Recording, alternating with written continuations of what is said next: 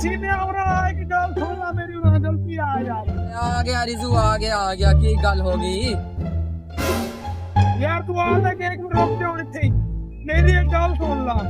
मैंने कोई नक्का बांध लांदे फिर तो मैं अपनी सारी कहानी सारे दुख सुनाना यार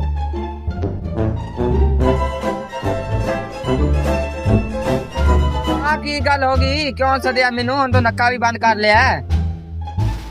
यार नक्का मैं लिया बांध लिया मैं दुख जागा सारे दुख भरा दे सुन के जाने यार हाँ सुना दुख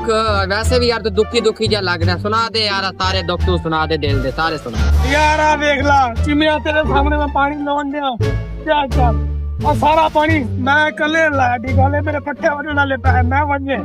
कार जाके फिर माल नु भी पानी आ ठीक है चिमिया सुन रहा मेरी गल मैं फिर ਉਹਦੇ ਬਾਅਦ ਜਾके माल नु पानी डालना पैना किने करना मैं कले ने ठीक है मेरे अलावा और किने देखना गरीबड़ियां नु अच्छा फिर शाम ਨੂੰ ਜਦੋਂ ਘਰ ਜਾਓ ਤੇ ਘਰ ਵਾਲੇ ਕੀ ਕਹਿੰਦੇ ਆ ਉਹ ਦੱਸੋ ਤੁਸੀਂ ਕਰਦੇ ਕੀ ਹੋ ਅਸੀਂ ਕੀ ਕਰਾਂਗੇ ਆ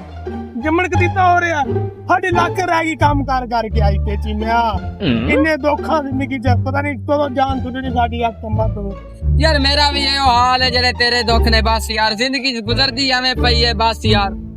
ए यार आप में जुतियां पैंदियां घरों तू की कहना यार सारे दोवां दे दुख ਤਾਂ ਇੱਕੋ ਜਿਹੇ ਨੇ ठीक है ਚੱਲ ਦੁੱਖ ਤੋਂ ਮੈਨੇ ਮਾਨੇ ਨਾਲੇ ਪਾਣੀ ਲਾਣੇ ਆ ਜਾ अपना पानी आप ला मेरे को अपने काम होंगे नहीं मैं तेरे काम करा